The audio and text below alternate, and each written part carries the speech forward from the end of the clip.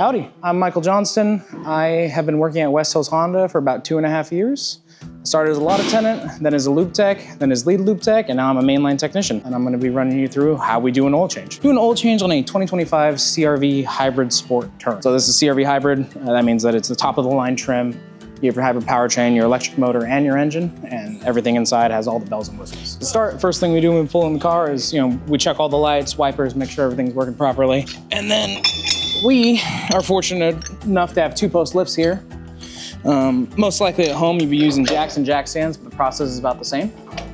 So under here, all Hondas have these very easy to understand and very easy to use lift points. This pinch weld right here that comes down, it's a nice big rectangle. There's one on each corner, and that's where you want to rack or jack up on, and it's just support a lift point. Any point on this pinch weld, which is the strongest part, is viable, but this is usually the best point. And for our racks, this is where we place all 4 of our lift arms and feet. We do the same on the rear of the vehicle, and then the same for both sides.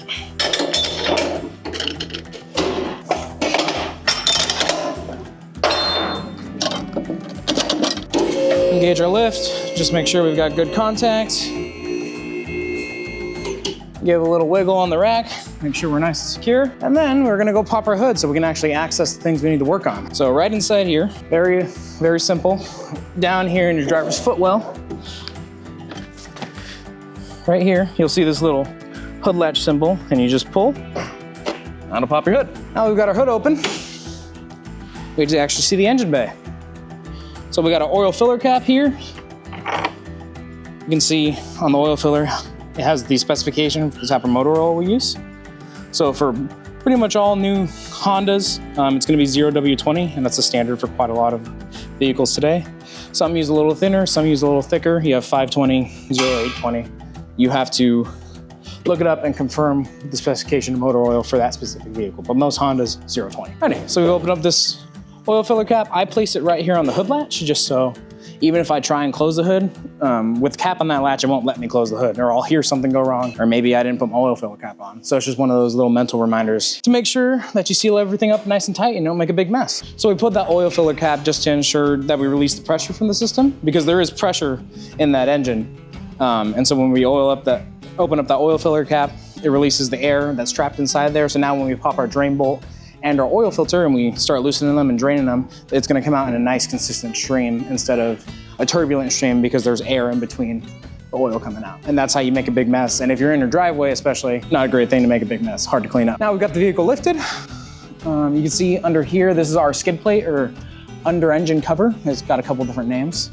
And so this is what protects your oil pan and all the important things under here from getting damaged. If you hit something in the road, a curb, a rock, whatever is on the highway, any sort of debris. And this protects it from getting punctured or scratched in any way. And there's some wiring components and stuff like that down here. And it's just an extra layer of protection. And every single 25 CRV Hybrid comes with one of these skid plates. It's held on with 4 of these Phillips 3 screws. And you can easily do this with a Phillips 3 screwdriver. I'm just using a power tool because it makes our lives a little bit easier. These just pop right out. We're actually missing one, so we'll replace that. We're missing 2, so we'll replace that when we're done. And then these, the other fasteners that hold this thing in, are these quarter turns. We call them quarter turns because you just take a big flathead screwdriver, turn it about a quarter of a turn, and they'll pop right out with a little bit of wiggle. So I'll take all those out. And this will pop right down. That's our skid plate off. Keep all the hardware organized, make sure we get it all put back where it's supposed to go. And then right here, you can see we have our engine oil drain bolt. It's actually labeled for our convenience, engine oil. And then back here is our oil filter. All Hondas use the same oil filter with the exception of the S2000, so it makes it very simple for parts. All you need to loosen the oil drain bolt and the oil filter. For the drain bolt, you need a 17mm wrench or ratchet wrench, doesn't matter which. Very, very basic. 17mm box end, open end, ratchet wrench, whatever you have available, just as long as it's 17mm. Put it on there, and we break it loose. For these oil filters, a lot of the time you can get them off by hand. However, sometimes the heat and the friction and however long it's been on there, it can get pretty tight in that seal. So I have what's called oil filter pliers. These are available at any AutoZone store. anywhere you can buy tools, really. And there's a bunch of different kinds. These are my preferred kind. You've got claws that grip them when you turn them. Smaller pairs, bigger pairs, but these work just fine for me. So we just loosen that up just so it's hand tight, and now we can just spin it off whenever we're ready. Got our oil catch can right here. This same thing as a drain pan that you slide under your vehicle. And now we're just gonna unscrew this drain bolt and let it drop in, and our engine oil will start coming out. And you can see that dirty oil. It's supposed to brown, but still opaque, still relatively clear. You can see this is dark. All Honda drain bolts have this crush washer on them. They are aluminum, and they actually physically compress when you tighten them down against the oil pan in order to create an oil-tight seal. So to get this off, you can hold it, you can spin it off. I prefer to just take a pair of diagonal cutters and cut little slits. Sometimes, depending on how tightened this was last time, they can be pretty tight on there. So this just gets us, works the material up and away. And I can start grabbing at it and peeling it off, and eventually it'll just fall right off entirely. There we go. And then we're gonna need a replacement one so that we get that, again, oil-tight seal. Make sure we don't have any leaks in our driveway or going down the highway. This is an OEM Honda crush washer. They are rated to compress at a very specific 30 foot-pounds, and that creates the seal. If you're in need of some OEM crush washers to make sure that you have a good seal and you don't have any leaks in the future, we do sell them at our West Hills Honda parts department, and any of our fine parts people would be happy to help you. You can call in, come in whenever you like. As long as we're open, we're happy to help. So now, we got most of our engine oil drained out our bolt. We're just gonna start unscrewing this oil filter lightly. You do have to control how quickly, because as you can see, as soon as you break that seal where the gasket mounts, it starts draining out. If you do it too quickly, you'll get it everywhere. You'll get it all over your hands, all over your tools, all over your floor. It's just not a fun time. Now we've got our big burst of oil out. We very gently, slowly unscrew this. I use a rag just to keep my hands clean, and there goes the rest. And now we're going to get a replacement OEM Honda oil filter, which again, we sell at our West Hills Honda parts department. If you want to do your oil change at home and you need an OEM filter, I would recommend going an OEM filter for every single Honda.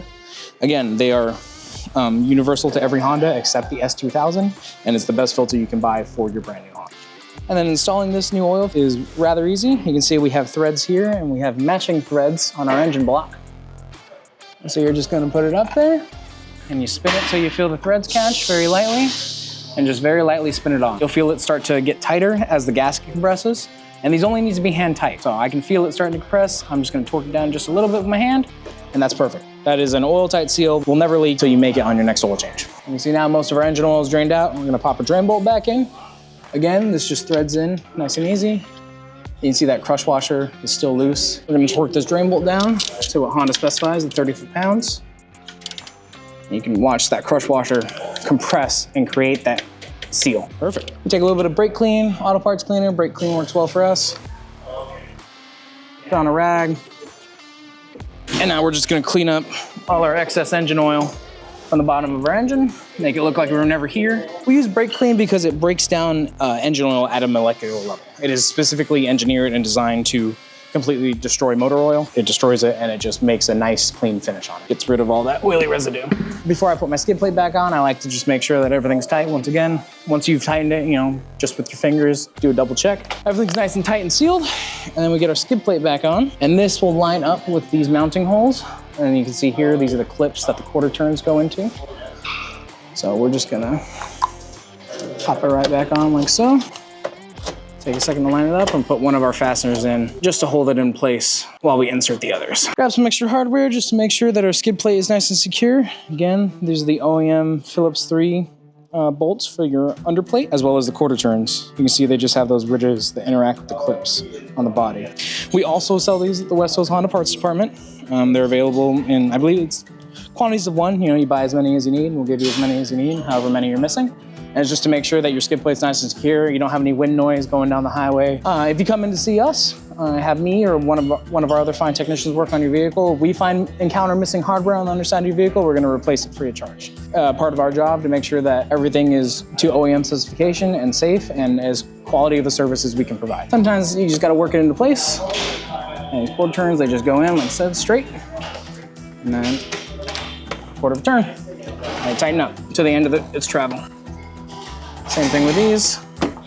I believe there is 4 spots for these on this specific skid plate, and may vary from model to model. And I always I put my quarter turns in first, and I would advise you to as well, because once you've tightened these bolts, the play and slack that you have on this skid plate and the whole assembly kind of disappears, and it can make it difficult to get these into position. You never want to force these. The little tines or the clips can break off and damage, and they won't secure as well as they should. So I always put these in first, just so I have the play and adjustment I need to be able to install them properly. And once again, very easily done with a normal screwdriver, with a screwdriver bit on a ratchet wrench, whatever you have available to you. We're just gonna tighten these up. And again, this is just to secure your skid plate. No torque specs for this. We're not worried about sealing anything or any sort of critical function. Just make sure they're tight and make sure they're connected and keeping your skid plate secured to the body. That's about it. This specific model calls for 4.2 quarts of oil per Honda. So we're just gonna watch our little dial here. And once we hit 4.2, we're all done. And it's the same with any quart of oil, jug of oil, whatever, as long as you have some sort of measuring device, or a lot of the measuring devices are built into the quarts. Now that we've filled our engine oil, we can put our oil filler cap on. And now we are gonna perform what we call a start check.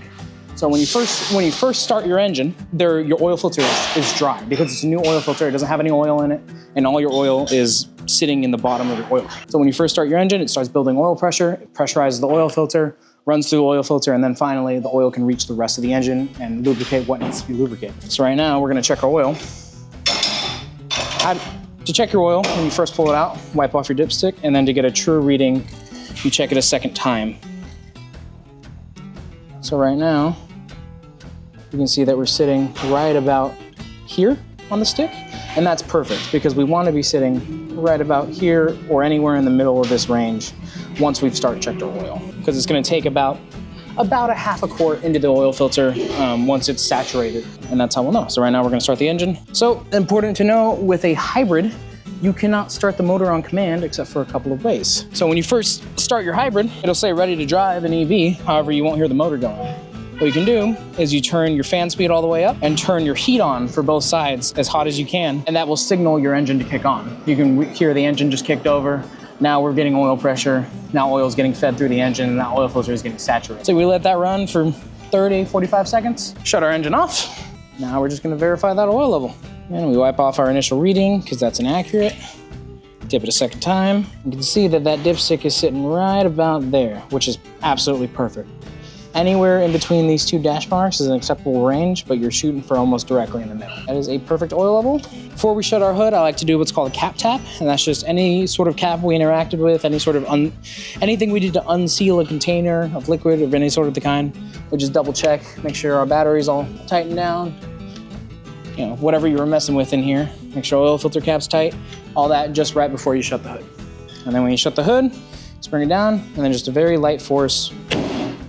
You hear it fully latch. You can see the piano gaps close. That was an oil change on a 25 CRV hybrid. One of the other things we do here on top of the oil change, every time we bring your vehicle in, we perform a comprehensive multi-point inspection.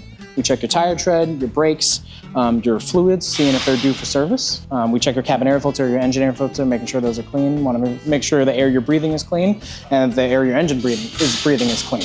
Every time you roll in for an appointment or even just schedule an appointment, we run it through our system, and we have software updates and safety recalls and all stuff like that applies to your vehicle. Those software updates can affect engine performance, transmission performance, audio software, heated seats, cooled seats. It can affect so many things in the vehicle that it's important we keep those up to date. If you would like to learn how to change the oil on your brand new Honda, make sure to subscribe to our YouTube channel, and we'll see you in the next one.